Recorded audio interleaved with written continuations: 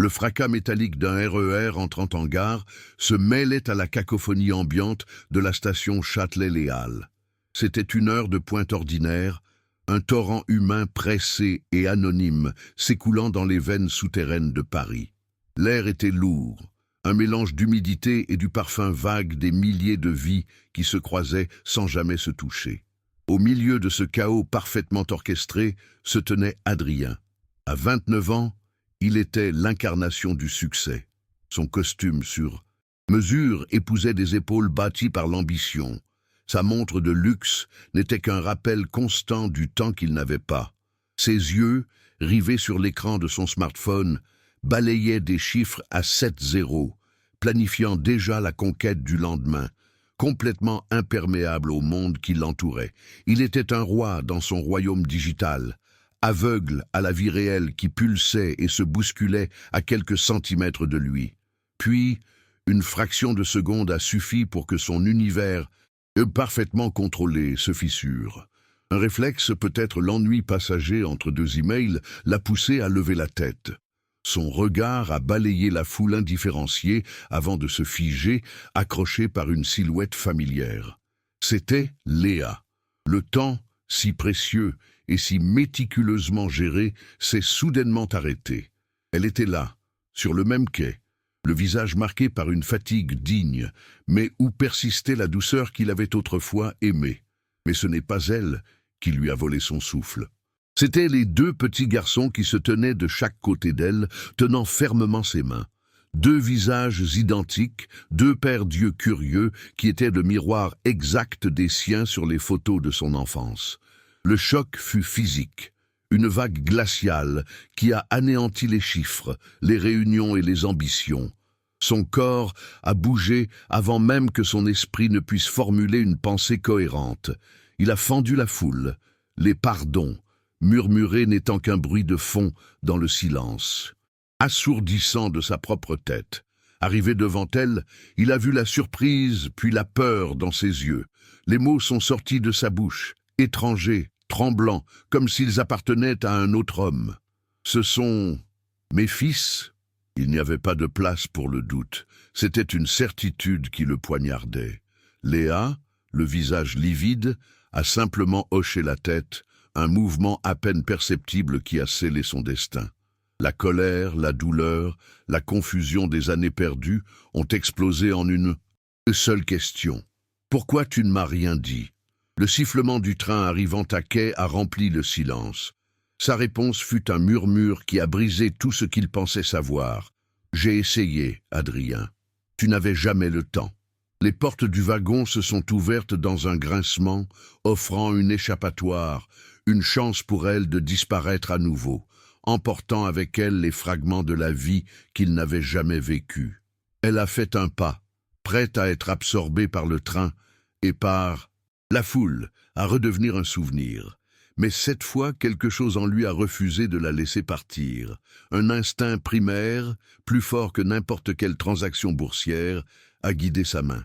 Il a attrapé doucement son bras, un contact qui semblait à la fois étranger et familier. « Non, pas cette fois », a-t-il dit, sa voix à peine plus qu'un souffle. C'est dans ces secondes suspendues que les destins se jouent, où une seule décision peut racheter une vie d'absence.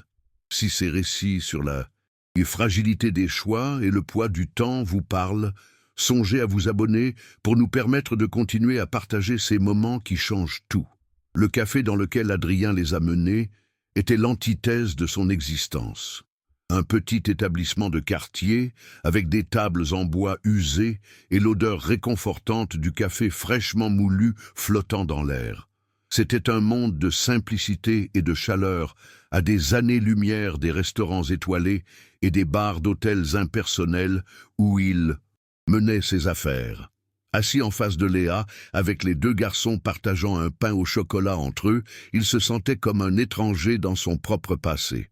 Le silence entre eux était lourd, non pas de colère, mais du poids écrasant de 4 années de non-dit. Les jumeaux, Hugo et Lucas, le regardaient avec une curiosité innocente, ignorant totalement le drame qui se jouait à leur table. Adrien, l'homme qui pouvait commander des salles de conseil entières d'un simple regard, ne savait Plus quoi dire, submergé par la réalité de ces deux petites vies qui étaient le miroir de la sienne. Finalement, c'est Léa qui a brisé le silence, sa voix basse mais ferme, dénuée de tout reproche accusateur. Elle a raconté l'histoire, non pas comme une tragédie, mais comme une suite de faits implacables. La découverte de sa grossesse quelques semaines après leur rupture, ses appels qui tombaient systématiquement sur la messagerie vocale ou étaient filtrés par une assistante polie mais infranchissable. Elle a décrit un email soigneusement rédigé, demandant juste 5 minutes de son temps. Un email resté sans réponse pendant des mois avant de recevoir une réponse automatique indiquant qu'il était en voyage d'affaires à l'étranger.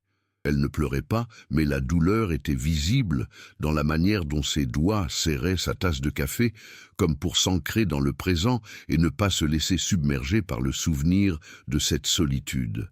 Elle avait fini par comprendre qu'il avait construit une forteresse autour de sa nouvelle vie, une forteresse impénétrable. Elle lui a expliqué sa décision de ne plus insister. Ce n'était pas de l'amertume, mais de la fierté et un instinct de protection maternelle. Elle ne voulait pas que ses enfants soient une obligation, une note de bas de page dans son agenda surchargé. Elle les élèverait seule, avec difficulté, mais avec tout l'amour dont elle était capable. Elle a parlé des nuits blanches, des fins de mois difficiles, mais aussi des premiers pas, des premiers mots, de la joie pure et inconditionnelle que ses fils lui apportaient chaque jour. En l'écoutant, Adrien a senti la honte le brûler de l'intérieur. Chaque mot était un clou planté dans le cercueil de ses excuses. Il n'y avait pas de justification possible, il n'avait pas été indisponible, il avait été absent.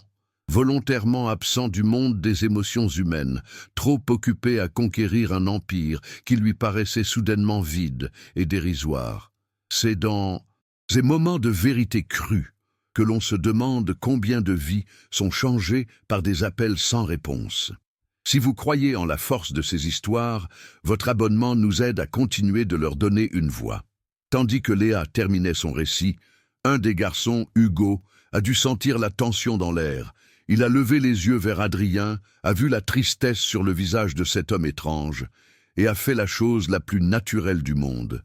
Il a cassé un petit morceau de son pain au chocolat, s'est penché par-dessus la table et le lui a tendu avec sa petite main potelée. Ce geste simple, d'une pureté désarmante, a brisé quelque chose en Adrien. Ce n'était pas de la pitié, c'était une offrande, une connexion.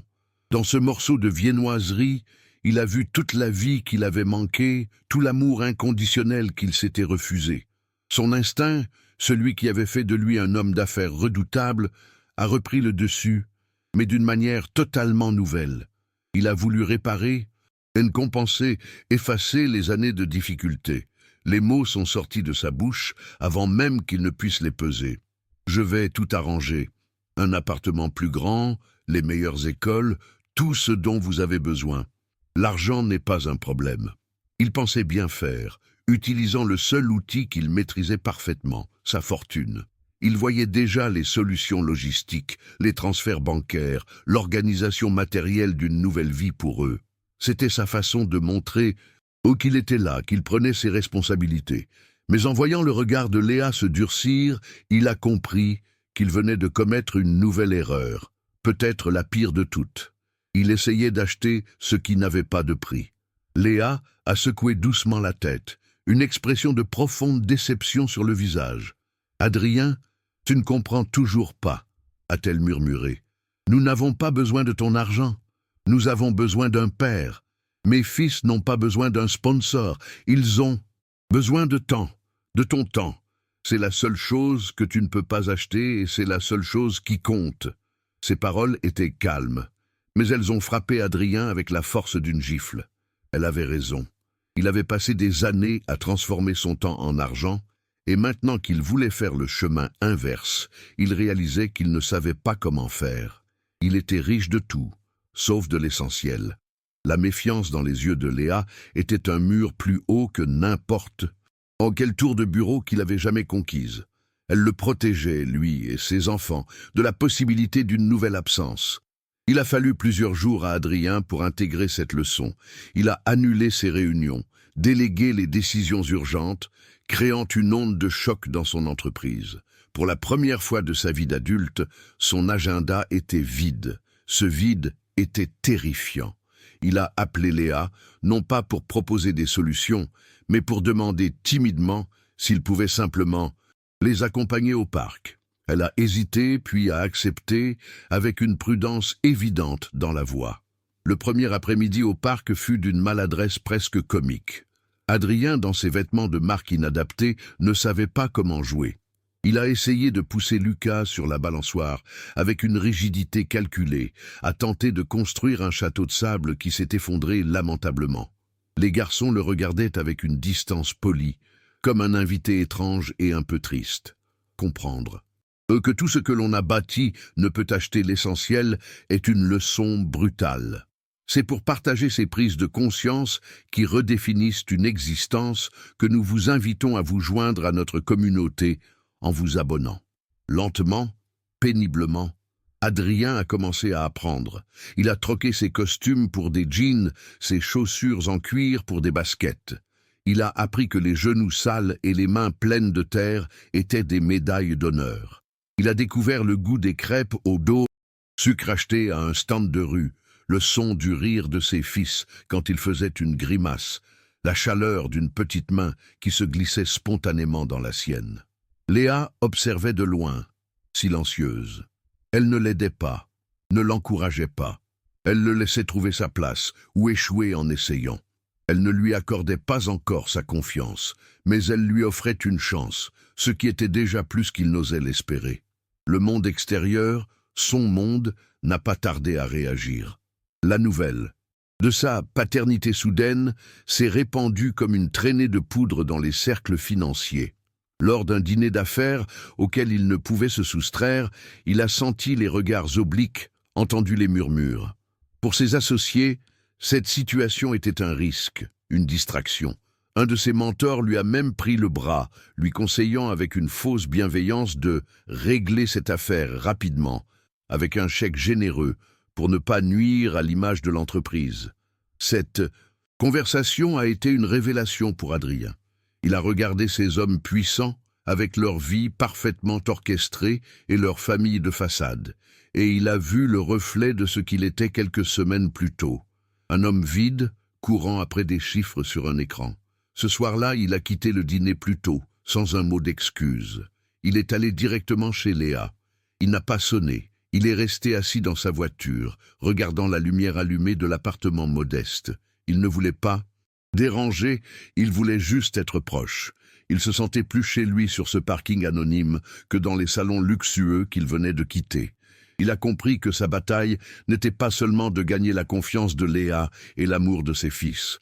C'était aussi de se défaire de sa propre peau, de renoncer à la définition du succès qu'on lui avait imposé et qu'il avait lui-même adopté. Il devait choisir son camp, et ce soir-là, le choix était d'une clarté aveuglante. Son héritage ne serait pas une entreprise valant des milliards, mais les deux petits garçons qui dormaient paisiblement à quelques mètres de lui, ignorant que leur simple existence était en train de sauver leur père de lui-même. Les semaines suivantes ont vu s'installer une routine fragile. Adrien passait tous ses après-midi avec les garçons. Il s'habituait à sa présence, et la distance initiale laissait place à une familiarité timide. Un soir, alors qu'il leur lisait une histoire avant de dormir, Lucas, à moitié endormi, a posé sa tête sur son épaule et a murmuré « Bonne nuit, papa ». Le mot, si simple, a résonné en Adrien comme la plus grande des victoires. Il a senti les larmes lui monter aux yeux, des larmes de gratitude et de soulagement. Il a regardé Léa, qui se tenait dans l'encadrement de la porte, et pour la première fois, il a vu dans son regard non plus de la méfiance, mais l'ombre d'un sourire. C'était un début, un fil ténu mais réel qui commençait à se tisser entre eux, formant les prémices d'une nouvelle famille. C'est dans ce fragile équilibre que le destin a décidé de frapper à nouveau, comme pour tester la solidité de ses nouvelles résolutions. Tout a commencé par une petite toux, celle de Lucas. Rien d'alarmant au début, un simple rhume de saison, pensait-il. Mais la toux s'est aggravée. et une fièvre tenace s'est installée. Léa était visiblement inquiète, son instinct maternel en alerte. Adrien, encore novice dans les angoisses parentales, a tenté de la rassurer, suggérant du repos et du sirop. Cependant, au fond de lui, une peur froide commençait à s'installer. Chaque quinte de toux de son fils était comme une alarme stridente lui rappelant à quel point tout était précaire, à quel point ce bonheur nouvellement découvert était vulnérable. Il ne le savait pas encore, mais la plus grande épreuve de sa vie ne se jouerait pas dans une salle de réunion, mais au chevet d'un petit lit d'enfant. L'appel est arrivé au moment le plus critique. Adrien était au sommet de son art dans une salle de conférence, au sommet d'une tour dominant Paris, face à des investisseurs qui tenaient de l'avenir de son entreprise entre leurs mains. Chaque mot était pesé, chaque chiffre était une arme. C'était l'aboutissement de 10 ans de sacrifice, la négociation qui devait le faire entrer dans la légende. Son téléphone, posé face cachée sur la table, a vibré. Une règle d'or était de ne jamais interrompre une telle réunion. Mais le nom de Léa s'est affiché. Un frisson d'angoisse, instinctif et irrationnel, a balayé sa concentration. Il a senti que ce n'était pas un appel anodin. S'excusant d'un geste bref, il a décroché, le cœur battant. La voix de Léa, brisée par la panique, a traversé le fil. C'est Lucas. Il a du mal à respirer. Nous sommes aux urgences. Le monde des affaires, avec ses milliards et ses ambitions, s'est instantanément évaporé. Un silence glacial est tombé sur la salle de réunion. Tous les regards étaient tournés vers Adrien, dont le visage avait perdu toute couleur. Son associé lui a lancé un regard suppliant, un pas maintenant silencieux qui criait l'importance de l'enjeu financier. Mais pour Adrien, il n'y avait plus d'enjeu ici. Il voyait le visage de son fils, luttant pour chaque souffle, et le visage terrifié de Léa, seule face à cette épreuve. Il a rangé son téléphone dans sa poche, a regardé les hommes les plus puissants de la finance droit dans les yeux, et sa voix était d'un calme qui contrastait violemment avec une tempête qui faisait rage en lui. « Messieurs, je suis désolé, je dois partir. » Il n'a offert aucune explication, aucune promesse de revenir. Il a simplement tourné les talons et a quitté la salle, laissant derrière lui un accord à plusieurs milliards et un parterre d'investisseurs médusés. Pour la première fois, il ne fuyait pas une responsabilité personnelle pour sa carrière. Il fuyait sa carrière pour sa plus grande responsabilité. La course jusqu'à l'hôpital fut un cauchemar flou. Chaque feu rouge était une torture, chaque seconde perdue une éternité. Il a déboulé dans le service des urgences pédiatriques, son costume impeccable et ses chaussures de luxe totalement incongrues dans ce lieu où la seule chose qui comptait était la vie. Il a trouvé Léa dans un couloir, recroquevillée sur une chaise en plastique, le visage ravagé par les larmes. Elle a levé les yeux vers lui, surprise et soulagée de le voir. Elle lui a expliqué la situation d'une voix hachée, une crise d'asthme. Et sévère, une réaction allergique. Les médecins n'étaient pas encore sûrs. À travers une vitre, il a vu Lucas, si petit dans ce grand lit blanc, un masque à oxygène sur son minuscule visage. Toute sa puissance, toute sa fortune, tout ce qu'il avait construit ne valait rien face à l'impuissance qu'il ressentait. Il n'était plus un PDG, il était juste un père, terrifié à l'idée de perdre ce qu'il venait à peine de trouver. La nuit a été la plus longue de sa vie. Adrien n'a pas quitté le chevet de son fils une seule seconde. Assis sur un fauteuil inconfortable, il a tenu la petite main de Lucas, sentant le rythme fragile de sa respiration à travers les machines qui l'entouraient. Il a parlé à son fils endormi, lui racontant des histoires qu'il inventait, lui promettant des aventures, des châteaux de sable et des courses à vélo. Léa, épuisée, s'était assoupie sur un lit de camp de l'autre côté de la chambre. Mais à plusieurs reprises, elle s'est réveillée et l'a observé. Elle voyait cet homme qui, quelques semaines plus tôt, ne vivait que pour les chiffres et les contrats, veiller sur leur enfant avec une dévotion absolue. Elle ne voyait plus l'ombre du jeune homme ambitieux qui l'avait abandonné, mais la présence solide et rassurante d'un père. Dans le silence de la nuit d'hôpital, le dernier de ses doutes s'est évanoui. Aux premières lueurs de l'aube, un médecin est venu leur annoncer que la crise était passée et que Lucas était hors de danger.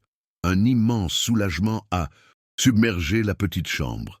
Alors que le soleil se levait sur la ville, Adrien s'est tourné vers Léa, les yeux rougis par la fatigue et les larmes retenues. Sa voix était rauque, mais chargée d'une certitude nouvelle. Tout l'argent du monde, tous les contrats, tout ça ne vaut rien si je ne suis pas là maintenant.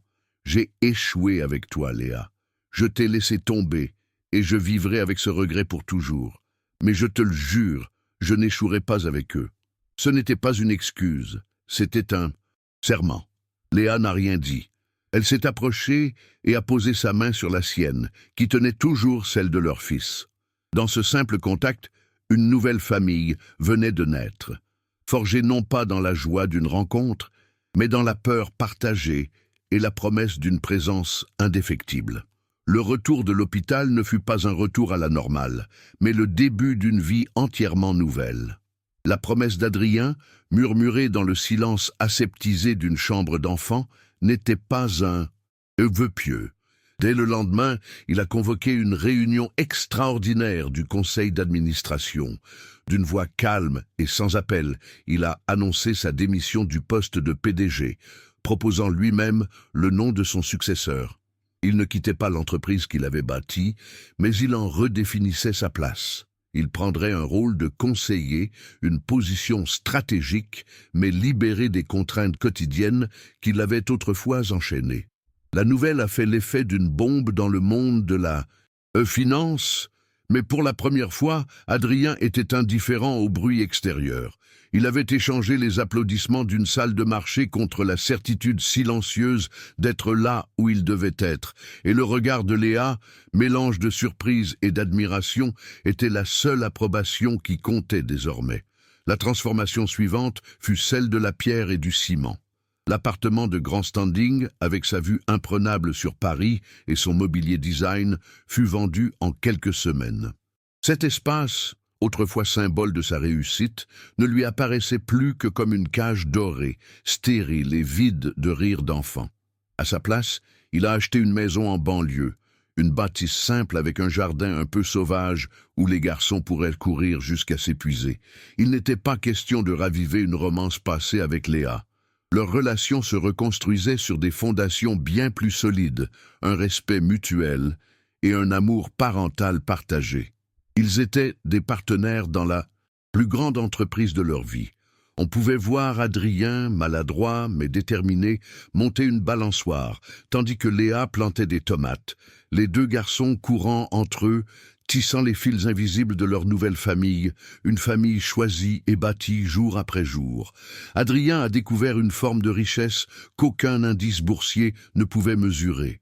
Les pics d'adrénaline des contrats signés à minuit ont été remplacés par la joie douce et persistante de voir le visage de Lucas s'illuminer en réussissant ses premiers mètres à vélo sans les petites roues. Les dîners d'affaires, dans des restaurants étoilés, ne valaient pas le chaos joyeux d'un petit déjeuner où Hugo tentait de faire des crêpes, étalant de la farine partout. Il a appris la patience en lisant la même histoire pour la 10e fois, la fierté en assistant à un spectacle de fin d'année de l'école, et l'amour inconditionnel dans la chaleur d'un câlin spontané. Il n'avait pas seulement gagné des fils. Il s'était retrouvé lui-même, l'homme qu'il aurait pu être si la course au succès ne l'avait pas aveuglé. Léa, de son côté, voyait enfin ses enfants avoir ce qu'elle n'avait jamais osé espérer, un père présent et aimant. 5 ans plus tard, le hasard les a ramenés sur le même quai de la station Châtelet-Les Halles. Mais le décor, autrefois froid et menaçant, était devenu la scène d'un bonheur ordinaire. Adrien tenait fermement les mains de ses fils, maintenant âgés de 9 ans, écoutant avec un sourire la blague que Lucas venait de lui raconter. Léa marchait à ses côtés, leur complicité évidente dans leurs regards échangés. C'est alors qu'il a aperçu un jeune homme, le reflet exact de lui-même une décennie plus tôt.